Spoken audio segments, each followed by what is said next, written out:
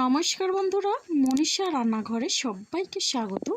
প্রতিদিনের মতো আবারও চলে এলাম নতুন একটা রেসিপি নিয়ে। তো আজকে না আমি বানাচ্ছি ভীষণ চটপটা এবং মুখরোচক একটা স্ন্যাক্স রেসিপি। তো প্রথমে দেখুন, আমি এই রেসিপির জন্য এখানে নিয়েছি একটা বড় মিক্সিং বোল, আর তার মধ্যে আমি দিয়ে দিচ্ছি এইরকম মাঝারি সাইজের বাটিতে 1 বাটি পরিমাণে চিড়ে। আর চিড়েটা দেখুন, এটা নর্মাল চিড়ে, এটা কিন্তু খুব একটা পাতলাও নয় আর খুব একটা মোটাও নয়। তো আমি প্রথমে 1 বাটি চিড়ে দিয়ে দিলাম। আর এই চিড়েগুলো কিন্তু আমি আগের থেকে বেশ ভালো করে পরিষ্কার করেছি, যেহেতু চিড়ের মধ্যে অনেক ময়লা থাকে। আর এদিকে দেখুন নিয়েছি টমেটো। তো 4 পিস টমেটো আমি আগের থেকে ধুয়ে নিয়েছি, আর এখন আমি টমেটোগুলোকে কেটে নেব। তো বন্ধুরা, চিড়ে আর টমেটো দিয়ে ভীষণ সুস্বাদু এবং মুখরোচক একটা নাস্তার রেসিপি। এটা কিন্তু বানাতে খুবই সহজ লাগে আর খেতে কিন্তু অসাধারণ লাগে। যে কেউ একবার দেখার পরে এটা খুব সহজেই বানিয়ে নিতে পারবে। আর টমেটো চিড়ের এই রেসিপিটা সত্যি ইউনিক। আর এটা দেখতে হলে অবশ্যই প্রথম থেকে শেষ পর্যন্ত দেখতে থাকুন, তাহলে বুঝতে পারবেন এত সুন্দর টিফিন রেসিপি আমি কিভাবে বানালাম। তো মোটামুটি দেখুন বন্ধুরা, এখানে কিন্তু আমার টমেটোগুলো কাটা হয়ে গেছে। আর এরপরে আমি এখানে নিয়েছি মিক্সিং জার। এবার ওই মিক্সিং জারের মধ্যে কিন্তু আমি টমেটোগুলো দিয়ে দিচ্ছি, আর এই টমেটোগুলোর একটা মিহি পেস্ট করে নেব। আর দেখুন বন্ধুরা, এখানে আমি টমেটোগুলো কেটে মিক্সিং জারের মধ্যে দিয়ে দিলাম, আর এর একটা মিহি পেস্ট করে নিয়েছি। এরপরে আমি যে আগের থেকে চিড়ে রেখেছিলাম, ওই চিড়ের মধ্যে টমেটোর পেস্ট আমি দিয়ে দিচ্ছি। আর এখন আমি টমেটোর পেস্ট দিয়ে চিড়ের সঙ্গে বেশ ভালোভাবেই আমি মিশিয়ে নিচ্ছি। এখানে কিন্তু কোনো রকমের জলের প্রয়োজন হবে না। তো আমি জল দেব না, আমি এই টমেটোর পেস্ট আর চিড়েটাকে এইভাবে মিশিয়ে নিয়ে কিছুক্ষণের জন্য রেস্টে রেখে দেব। অবশ্যই আপনারাও এটা করবেন, কোনো রকমে এখানে জল দিতে যাবেন না। জল দিলে কিন্তু এটা খুবই বেশি নরম হয়ে যাবে, আর এটা একেবারে পাতলা একটা ব্যাটারে পরিণত হবে। তাহলে কিন্তু চিড়ের এই রেসিপিটা ভালো লাগবে না। আর এখন আমি এটা ঢাকনা দিয়ে রেস্টে রেখে দিচ্ছি 5 থেকে 7 মিনিটের মতো। এদিকে দেখুন, একটা নিয়েছি সেদ্ধ আলু, আর আলুটাকে আমি এইভাবে গ্লাসের সাহায্যে ম্যাশ করে নিচ্ছি। আপনারা চাইলে এটা গ্রেডও করে নিতে পারেন। তো বন্ধুরা দেখুন, এইভাবে করে আমি ম্যাশ করে নিচ্ছি। আর এখানে না কোনো রকমে আমি দানা রাখবো না আলুর মধ্যে, এইভাবে করে খুব সুন্দরভাবে ম্যাশ করে নিতে হবে। এবার আমি হাতের সাহায্যে কিন্তু এটা আমি এইভাবে গুছিয়ে একটা ডোয়ের মতো করে নিচ্ছি। তো বন্ধুরা দেখুন, এটা কিন্তু আমি গুছিয়ে সাইড করে রেখে দিলাম। আর এদিকে আমি আগের থেকে গ্যাসে একটা প্যান বসিয়ে দিয়ে, আর এখন প্যানের মধ্যে আমি দিয়ে দিলাম সর্ষের তেল। আলুর এই স্টাফিংটা করব, তার জন্য আমি সর্ষের তেল দিলাম। তেলটা গরম করে এখানে আমি দিয়ে দিচ্ছি গোটা জিরে। তো এরপরে এখানে দিয়ে দিচ্ছি 1/2 ইঞ্চি পরিমাণে আদা, আর আদাটাকে আমি আগের থেকে গ্রেট করে রেখেছিলাম। আর এখানে দেখুন দিয়ে দিচ্ছি হিং। হিংটা দিলে কিন্তু বেশ ভালো লাগবে, অসাধারণ একটা ফ্লেভার আছে। এবার আমি এখানে দিয়ে দিচ্ছি 3টে কাঁচা লঙ্কা কুচি, আর দিয়ে দিচ্ছি কালারের জন্য হলুদের গুঁড়ো। এরপরে দেখুন বন্ধুরা, দিয়ে দিচ্ছি জিরের গুঁড়ো, আর দিচ্ছি এখানে লঙ্কার গুঁড়ো। তো এটা ঝাল লঙ্কার গুঁড়ো দিলাম, এটা ঝাল ঝাল হবে, তবে গিয়ে কিন্তু খেতে বেশ ভালো হবে। এবার আমি এখানে ওই ম্যাশ করে রাখা আলুটা দিয়ে দিচ্ছি। আলুটা দিয়ে মশলার সঙ্গে বেশ ভালোভাবে মিশিয়ে নেব।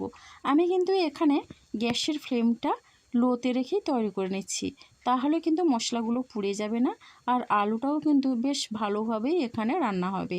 দেখুন বন্ধুরা, এইভাবে আমি মিশিয়ে নেওয়ার পরে এখানে এবারে আমি স্বাদ অনুসারে দিয়ে দিচ্ছি লবণ।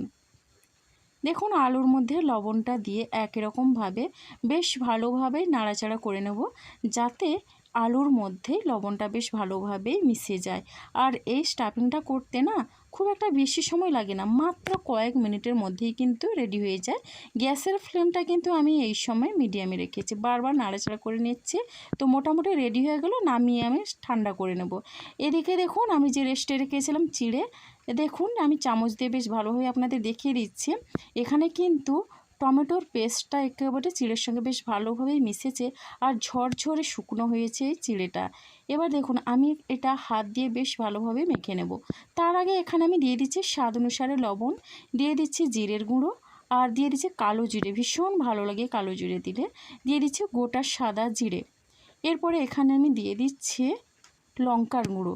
যেহেতু টমেটো দিয়েছি একটু ঝাল ঝাল চটপটা হবে, তাহলে কিন্তু বেশ ভালো লাগবে। দিয়ে দিচ্ছি হলুদের গুঁড়ো।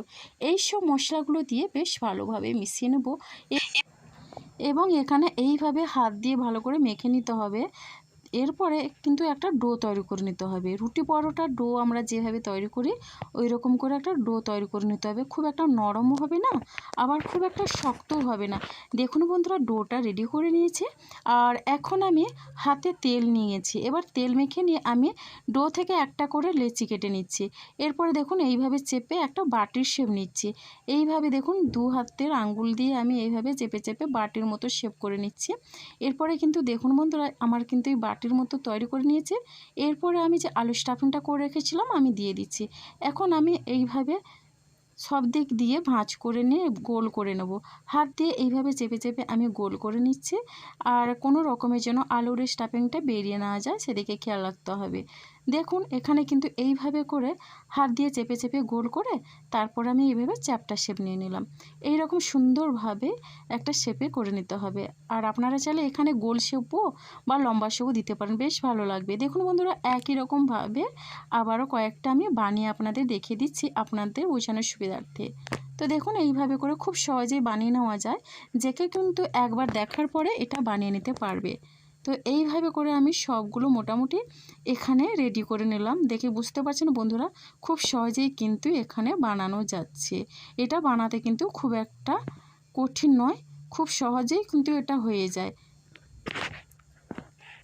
আর সবগুলো দেখুন কত সুন্দর হয়েছে দেখতে, খুব সুন্দরভাবে বানিয়ে নিলাম। এরপরে দেখুন বন্ধুরা, আগের থেকে আমি গ্যাসে রিফাইন্ড অয়েল প্যানে গরম করতে দিয়েছিলাম। এবার দেখুন তেলটা গরম হয়ে যাওয়ার পরে একটা করে নাস্তা আমি এখানে দিয়ে দিচ্ছি। আর দেখতে কতটা লোভনীয় হয়েছে দেখেই বুঝতে পারছেন। যেহেতু টমেটো দেওয়া হয়েছে তার জন্য কালারটা বেশ সুন্দর আসছে। এই টিফিন বা নাস্তার রেসিপিটা ভাজার আগেই কিন্তু দেখতে বেশ ভালো লাগছে, আর ভাজলে তো আরও বেশি ভালো লাগে।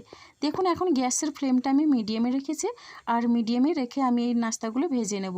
আর এক সাইড হয়ে যাওয়ার পরে আমি এখন একটা করে উল্টে নেব। এটা কালো জিরে দেওয়ার কারণে কিন্তু ভীষণ খেতে ভালো লাগে। আর যেহেতু চিড়ে দেওয়া হয়েছে এটা কিন্তু খুবই মুখরোচক হবে, টেস্টি এবং ভীষণই ক্রিস্পি হবে। তো দেখুন বন্ধুরা, উল্টে পাল্টে কিন্তু আমি এই সবগুলো লাল লাল করে একটু ভেজে নেব। এটা কিন্তু সন্ধ্যের স্ন্যাক্স হিসেবে আপনারা খেতে পারেন। এমনকি বাচ্চাদের টিফিনে দিলেও বাচ্চারা কিন্তু অনায়াসে টিফিন বক্স খালি করে দেবে। উল্টে পাল্টে এইভাবে লাল লাল করে ভেজে নিয়েছি। কালারটা কিন্তু দুর্দান্ত হয়েছে, দেখেই বুঝতে পারছেন বন্ধুরা।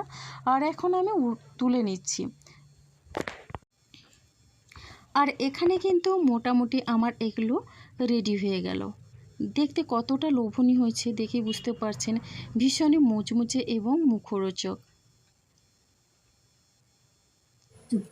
তো একটা আপনাদের দেখিয়ে দিচ্ছি কতটা এটা মজমুজে হয়েছে। তো দেখুন আমি চামচ দিয়ে ঘষে দেখিয়ে দিচ্ছি, ভীষণ মজমুজে, আওয়াজটা শুনে বুঝতে পারছেন।